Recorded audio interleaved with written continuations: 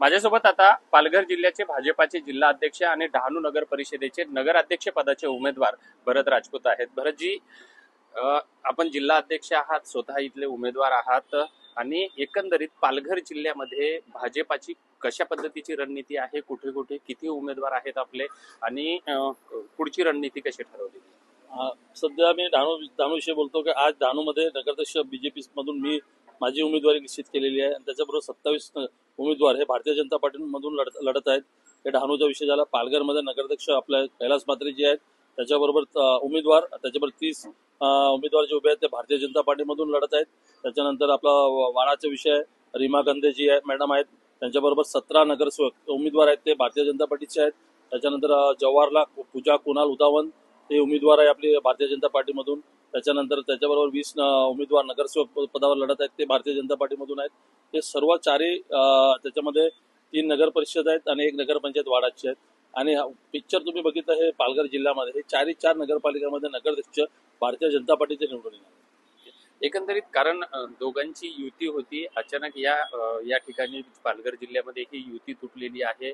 कुठेतरी शिवसेना शिंदे गटाकडून भाजपाला कुठेतरी ओव्हर कॉन्फिडन्स आलेला आहे आणि त्यामुळे ही युती तोडून स्वबळावर लढत आहेत असा त्यांचा आरोप होता।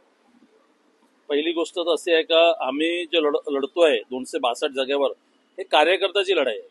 कार्यकर्ता लोकसभामध्ये लढतात आणि मदत करतात, त्याच्यानंतर विधानसभा लढतात, निवडून आणतात।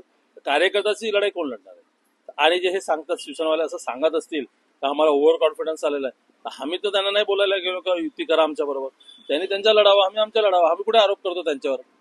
त्यांना ओव्हर कॉन्फिडन्सचा विषयच नाही ना। आज पक्षामध्ये तुम्ही बघितलं असेल हे 4 महिन्यामध्ये हजारो कार्यकर्ते इतर पक्षातून भारतीय जनता पार्टीमध्ये पक्ष प्रवेश केलेला आहे। तर ताकद आली आमच्याकडे आणि ही लढाई आम्ही लढतोय कार्यकर्त्यासाठी। आणि एकमत निर्णय झाला का कार्यकर्त्यासाठी हे टायमाला आपण युती करायची नाही।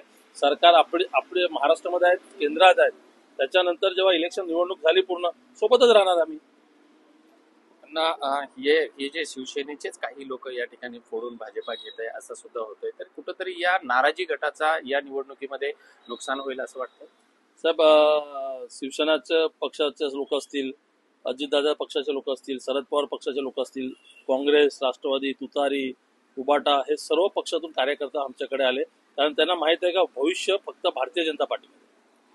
मग या पुढच्या काळामध्ये तुम्हाला पूर्ण जिल्ह्यावरती काय विश्वास वाटतोय, कशा पद्धतीनं निवडणुकीची रणधुमाळी असणार आहे? सर, तुम्हाला सांगतो 3 डिसेंबरला जेव्हा निवडणुकीचे रिझल्ट येतील, डहाणू नगर अध्यक्ष, पालघर नगराध्यक्ष, वाडा नगराध्यक्ष आणि जवाहर हे 4 नगराध्यक्ष भारतीय जनता पार्टीचे निवडून। रणनीती काय असेल? सब सबका साथ सबका विकास ह्याच्यावरच लढत आहे आम्ही।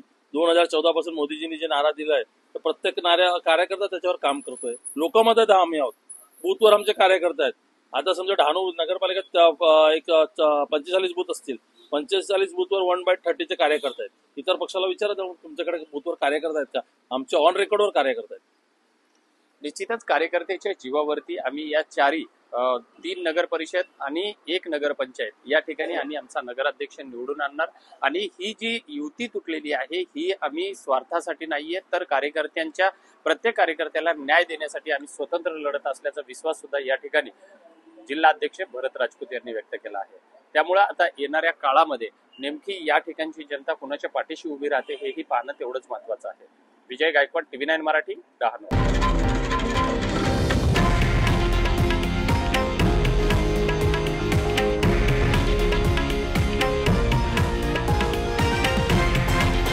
हे आहे देशातील नंबर 1 न्यूज नेटवर्क आणि आपण पाहत आहात TV9 मराठी, एकमेव।